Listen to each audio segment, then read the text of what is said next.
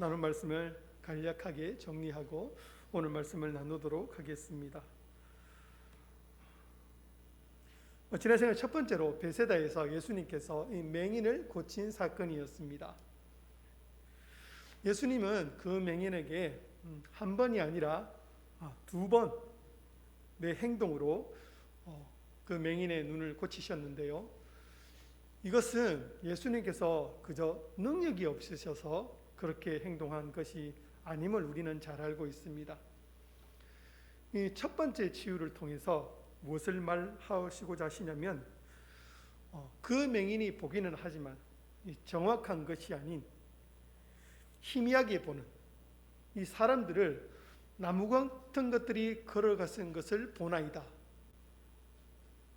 이 맹인의 이런 대답으로 이 제자들의 영적인 상태를 지금 드러내고 있는 것이라면, 이 두 번째 치유를 통해서는 그들이 고대하던 메시아가, 그들과 함께 있는 예수가 바로 참된 메시아임을 깨닫게 하는 그런 치유 과정을 보여주신 것입니다. 두 번째로 예수님께서는 제자들에게 물었습니다. 사람들이 자기를 누구라 하느냐, 이렇게 물었습니다. 그러나 사람들의 대답은 그저 예수가 종말에 올 선지자적 인물 정도로만 생각을 하고 있었다는 것이죠. 그러나 그들이 생각하고 있던 참 그런 메시아는 아니었습니다. 왜냐하면 그들이 원하는 그런 메시아는 군사적인 메시아가 아니었습니까? 그런데 제자들의 고백은 어떠했습니까? 베드로가 주는 그리스도십니다 라고 멋진 대답을 합니다. 그러나 그 대답은 그저 육신의 일을 도모하는, 육신의 일을 생각하는 대답이었다는 사실입니다.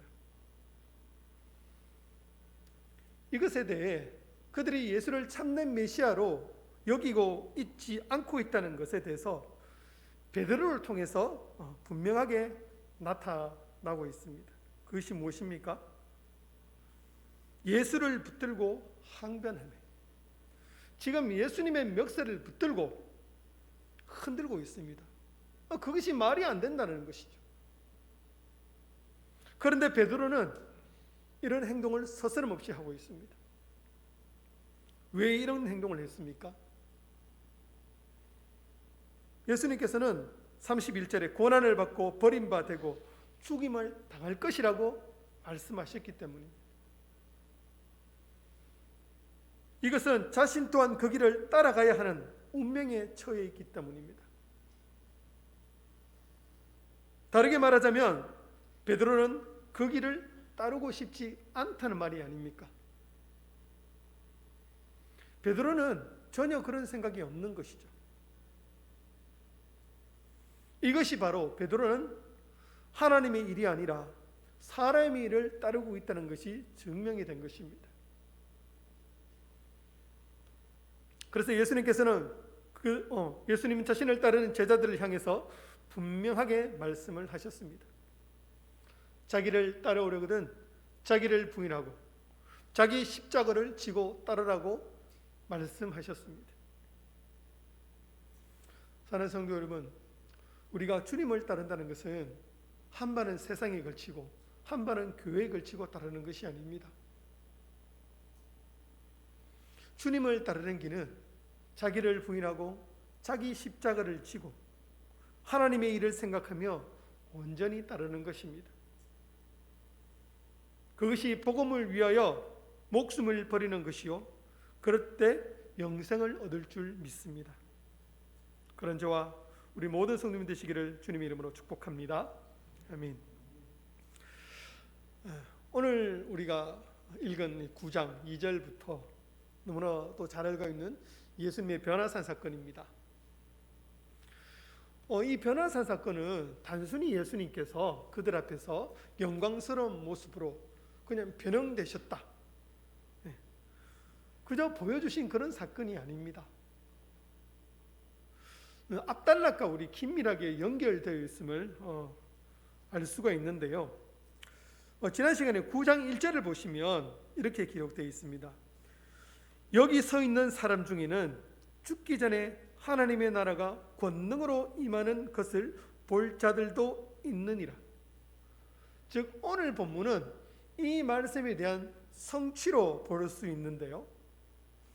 이것에 대해서 두 단락으로 말씀을 나누도록 하겠습니다. 먼저는 첫 번째, 영광스러운 모습으로 변형되시다. 8절까지 말씀을 간략하게 요약을 해보자면 이렇습니다.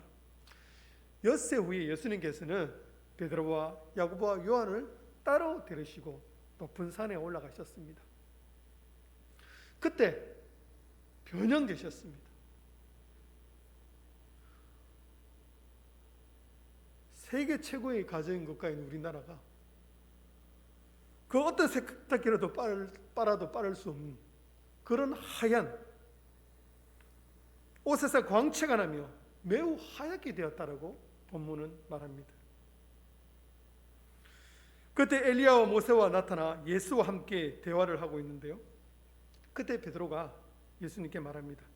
라피여, 우리가 지금 여기 있는 게 좋습니다. 그러니 주를 위해, 모세를 위해, 엘리야를 위해서 초막셋을 지게 하소서. 때마침 그때 구름이 그들을 덮고서는 그 가운데서 소리가 납니다. 이는 내 사랑하는 아들이니 너희는 그의 말을 들으라. 먼저 2절의 시작을 보시면 엿새 후라고 기록이 되어 있습니다.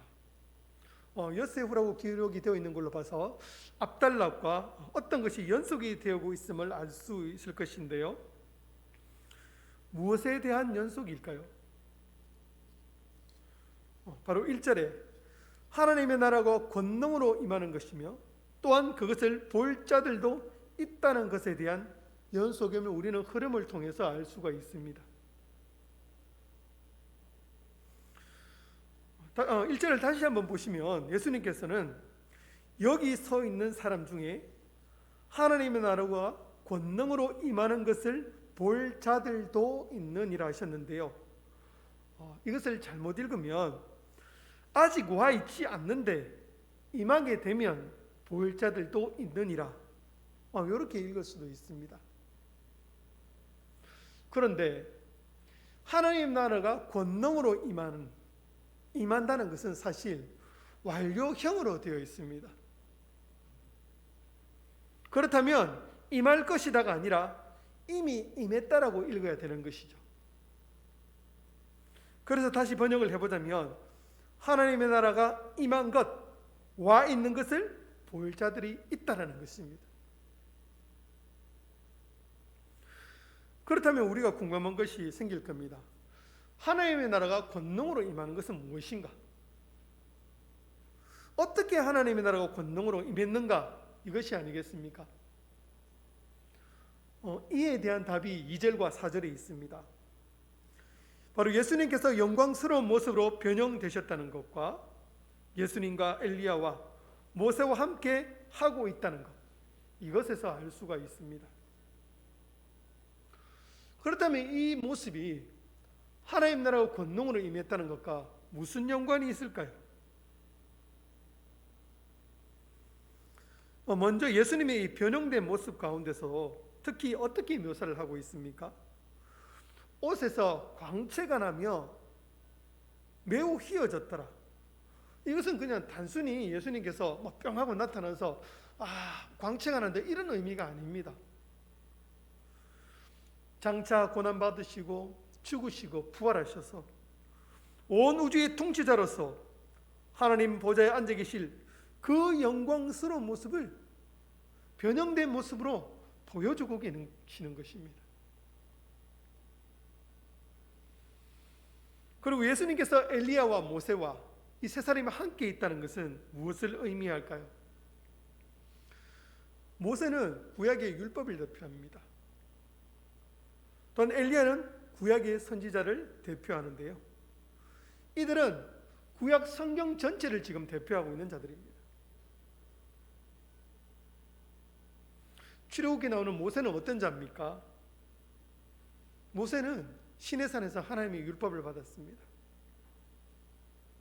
그는 하나님과 백성 사이에서 중보하는 자였습니다. 그는 장차 오실 그리스도를 예표하는 자였습니다. 또한 엘리야는 어떤 자입니까? 이 선지자의 대표로서 장차 오실 메시아를 예언하는 자입니다. 이렇게 각각 이 대표들이 예수님과 함께 있다는 것은 그들이 증언했던, 그들이 말했던 그 메시아가 바로 그들과 함께 대화하고 있는 예수님을 보여주고 있는 것입니다.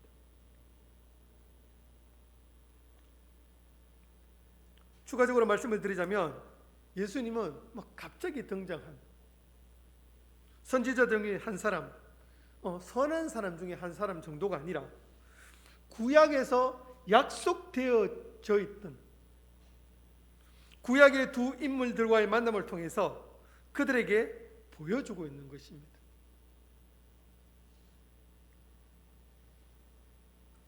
이절에 그들 앞에서 변형되셨다는 것을 볼 때 예수님은 이 장면을 통해 그 세 명의 제자들이 예수님이 어떤 분이신지를 깨닫기를 원하고 있는 것으로 우리는 충분히 생각할 수가 있습니다.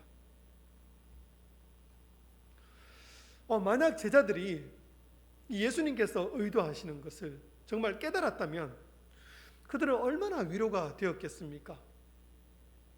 왜냐하면 앞에서는 고난받아서 죽는다고 말씀을 하시지 않나? 또한 자기를 부인하고 자기 십자가를 지고 자기를 따르라고 하고 있지는 않나? 하지만 예수님의 그 영광스러운 모습, 장차 부활하셔서 영광의 모습으로 계실 그 모습에 대해서 그들이 깨달았다면, 그 장면이 무엇을 말하는지 이해했다면 그들은 큰 위로가 되었을 것입니다. 아마 자기들이 따라가고 있는 그 길이 암울하고 따르고 싶지 않은 길이 아니었을 것입니다. 하지만 이들의 모습은 어떻습니까? 5절 6절에 나와 있는데요, 먼저는 예수님을 향해서 랍비여, 그저 존경하는 선생님 정도로 부르고 있다는 것입니다. 두 번째는 예수와 함께 있는 그들을 향해서 초막셋을 짓겠다는 것입니다. 여기서 우리가 눈여겨봐야 할 단어가 있는데요, 초막셋을 짓겠다는 말보다 그 바로 앞에 나오는 우리가 여기에 있는 게 좋사오니, 이 말에 더 주목을 해야 합니다. 여기에 있는 게 더 좋아서 초막셋을 짓겠다는 것이죠. 예수님은 방금 자신의 변형된 모습을 통해 앞으로 다가올 자신의 고난과 죽음, 영광의 부활의 모습을 통해 제자들 역시 예수님을 따르는 길에 참여해야 하며 이 제자들이 흔들리지 않도록 그 길을 잘 따르도록 영광스러운 이 부활의 모습으로 그들에게 보여주셨습니다. 또한 마가복음 1장에 예수님께서는 이들을 어떻게 부르셨습니까? 사람을 낚는 업으로 그렇게 부르셨습니다. 그러나 베드로는 어떻습니까? 그들이 불려진 목적, 복음을 전함으로 많은 사람을 주님 앞으로 돌아오게 하는 그 목적은 까맣게 잊은 채 주님의 영광을 보니 제가 지금 너무 좋아서 계속 여기에 그냥 있고 싶습니다. 여기서 내려가고 싶지 않습니다. 여기서 세 분과 그냥 영원히 함께 살고 싶습니다. 물론 그들의 입장에서 보면 충분히 이해가 갑니다. 우리도 그런 경험이 있지 않습니까? 어떤 경험을 통해서, 또한 기도를 통해서, 말씀 묵상하는 가운데 은혜를 주셔서 그 시간이 너무 좋은 것이죠. 그런 시간에 끝나지 말고 영원했으면 그런 경험이 있지 않습니까? 그러나 우리 역시 그 영광에만 머물러 있을 것이 아니라 그 영광을 본 자로서 자기만 누릴 것이 아니라 나가서 복음을 전해야 합니다. 본자이기 때문에 나가서 복음을 전하는 것입니다. 그런데 베드로는 어떻습니까? 거기에 계속 머물고 싶어 한다는 것이죠. 그뿐만 아니라 초막셋을 지켰다는 것은 무엇입니까? 자기뿐만 아니라 베드로는 예수님도 거기 그냥 머물러 있으면 좋겠다는 것입니다. 자기도 예수님도 밑에 내려가지 말고 그냥 우리 여기 그냥 계속 같이 있읍시다.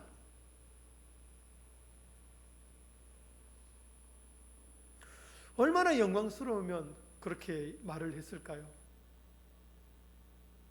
그러나 우리는 예수님도 제자들도 그 높은 산에 계속 머무르면 안 된다는 것을 우리는 잘 알고 있습니다. 왜요? 우리에게 사명을 주셨기 때문입니다. 예수님에게도 사명을 주셨고 우리에게도 사명을 주셨습니다. 그 사명이 무엇입니까? 예수님에게 주신 사명은 무엇입니까? 우리의 죄를 위해 십자가를 지셔야 한다는 것이죠. 제자들에게 주신 사명은 무엇입니까? 우리 역시 주님이 가신 길, 그 예수 십자가 복음을 전하며 고난받는 그 길을 따르는 것입니다. 따르며 예수 그리스도 십자가 복음을 증거하는 것이죠. 그것이 우리에게 맡겨진 사명입니다.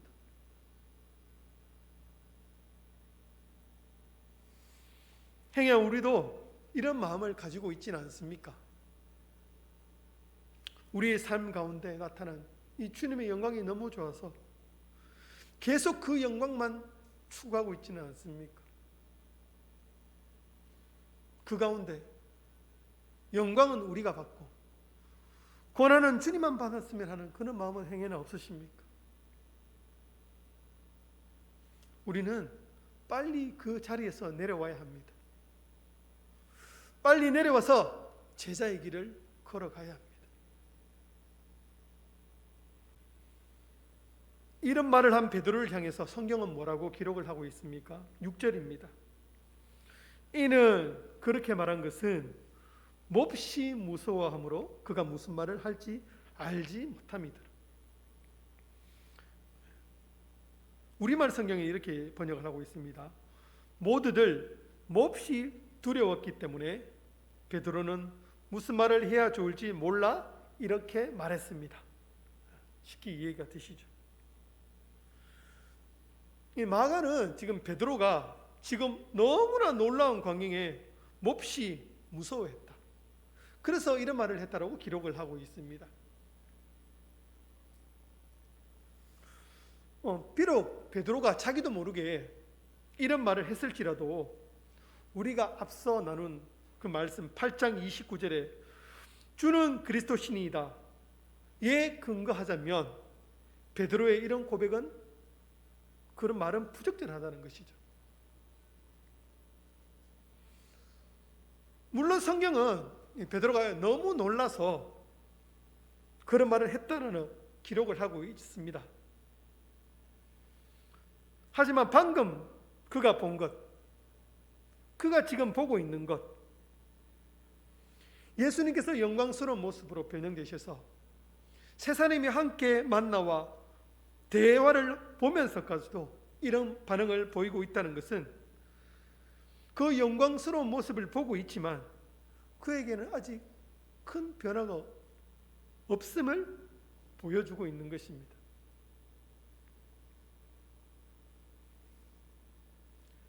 이후에 어떤 일이 일어납니까? 7절입니다. 그때 구름이 와서 그들을 덮어버립니다. 구름 가운데서 소리가 들립니다. 이는 내 사랑하는 아들이니 너희는 그의 말을 들으라. 성경에서 구름은 하나님의 임재를 상징합니다. 하나님이 자기를 계시할 때 상징적으로 사용이 됩니다. 그렇다면 그 구름 속에서 들리는 음성은 누구의 음성일까요? 하나님의 음성입니다. 하나님의 소리인 것입니다. 지금 제자들의 모습을 통해서 그들이 여전히 예수님과 동거동락하고 있지만 예수가 어떤 자인지 확실히 깨닫지 못하고 있는 그들의 모습, 높은 산에서 이 부활의 영광의 모습을 보았음에도 불구하고 여전히 다른 소리를 하고 있는 그들의 참모습을 보았습니다. 그런데 7절에서 지금 어떤 일이 벌어지고 있습니까? 예수님의 말씀, 예수님의 기적들, 예수님의 영광의 모습으로 이 변형된 모습을 보았음에도 불구하고 깨닫지 못하고 있는 그들에게 하나님께서는 지금 너희와 같이 있는 그 자, 자기 아들 예수, 참된 메시아임을 친히 구름 가운데서 하나님께서 직접 선포하고 계시다는 것입니다. 그것이 무엇입니까? 이는 내 사랑하는 아들이라. 하나님 제자들에게 랍비라고 부른 그 자, 바로 그가 내 아들이라고 선포하시고 계십니다.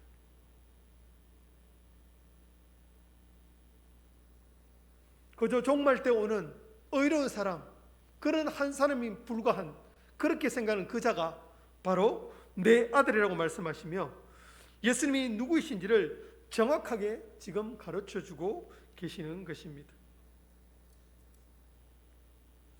그러니 너희는 그의 말을 들으라는 것입니다. 내 아들이 그의 말을 들으라. 예수의 말은 곧 나의 말이니 듣고 행하라는 것입니다. 그렇다면 이제 그들은 예수님의 말씀을 하나님의 말씀으로 받아들여야 합니다. 그렇다면 하나님께서 친히 말씀하신 그의 말을 들으라고 하셨습니다. 그럼 우리가 궁금한 것, 그의 어떤 말을 들으라고 하는 것일까요? 근접 문맥에서 우리가 찾아본다면 이 8장 32절과 34절이 아닌가 생각이 되는데요. 여기서 우리는 두 가지를 볼 수 있습니다. 첫째로 들어야 할 말은 31절에 예수님의 선언으로서 인자가 많은 고난을 받고 죽임당하고 사흘 만에 살아날 것. 두 번째로 그들이 들어야 할 말은 34절에 이제는 제자들이 요구한 것이죠. 누구든지 나를 따라오려거든 자기를 부인하고 자기 십자가를 지고 따르라는 것입니다. 하나님은 말씀하셨습니다. 예수가 한 말을 대해서 너희들은 따르라는 것이죠. 사랑하는 성도 여러분, 이 단락에서 우리에게 주는 메시지가 무엇입니까? 예수님은 하나님의 아들이시자 고난받아 죽을 것이나 영광의 모습으로 부활하실 구약 때부터 약속되어진 참된 메시아, 참된 구원자라는 사실입니다. 그분의 영광에 참여하려면 우리는 어떻게 해야 합니까? 자기를 부인하고 자기 십자가를 지고 주님을 따라야 합니다. 그저 교회만 나온다고 참여하는 것이 아닙니다. 우리 모두 자기를 부인하고 자기 십자가를 지고 주님을 따름으로 이 모두 영광스러운 부활에 참여하게 되시는 저와 여러분 되시기를 주님의 이름으로 축복합니다. 아멘. 두 번째로 11절에서 13절 말씀인데요. 간략하게 요약하자면 이렇습니다. 그들이 변화산의 이 모습을 본 직후 예수님께서 방금 본 것에 대해 인자가 죽은 자 가운데서 살아날 때까지는 아무에게도 말하지 말라 라는 것에 궁금해하며 예수님께 질문을 하고 있는 장면입니다. 11절 13절이 이해가 잘 되십니까? 제가 다시 한번 읽어보겠습니다. 어찌하여 서기관들이 엘리야가 먼저 와야 하리까? 이르시되 엘리야가 과연 먼저 와서 모든 것을 회복하거니와 어찌 인자에 대하여 기록하기를 이 많은 고난을 받고 멸시를 당하리라 하였느냐. 그러나 내가 너에게 이르노니 엘리야가 왔으되 기록된 바와 같이 사람들이 함부로 대우하였느니라. 제자들의 질문은 이것이죠. 예수님이 죽은 자 가운데서 살아난다는 것에 대해서 예수님의 죽음과 부활이 엘리야의 도래와 무슨 상관이 있냐는 것입니다. 해석이 들어간 질문을 좀 바꿔보자면 이렇습니다. 서기관들이 이렇게 말했습니다. 이 종말이 오기 전에 엘리야가 온다고 이야기를 했습니다. 정말로 예수님이 메시아라면 이것은 여호와의 날 종말이 왔다는 것을 의미하는데 그 전에 지금 엘리야가 와야 하지 않습니까? 엘리야가 와서 회복한다면 또 메시아가 고난받을 필요가 없지 않습니까? 이 질문이죠. 이들의 이런 질문은 율법학자의 가르침을 토대로 예수님의 가르침과 상충되기 때문에 그들이 이해를 하기 어려웠을 것입니다. 말라기 4장 5절 보시면 여호와의 날이 이르기 전에 선지자 엘리야를 먼저 보내겠다고 기록을 하고 있습니다. 여호와의 날과 함께 올 그 하나의 날에 앞서 엘리야가 먼저 올 것이라는 사상이 그들에게 이미 있었습니다. 또한 우리가 알고 있듯이 그들의 뇌리에 새겨져 있는 메시아 사상은 무엇입니까? 군사적인 메시아 아닙니까? 적을 물리치고 왕에 앉는 그런 메시아 사상을 갖고 있기 때문에 이해를 하기 힘들다는 것이죠. 다시 한번 말씀을 드리자면 정말로 당신이 메시아라면 그 전에 지금 엘리야가 와야 하지 않습니까? 라는 질문입니다.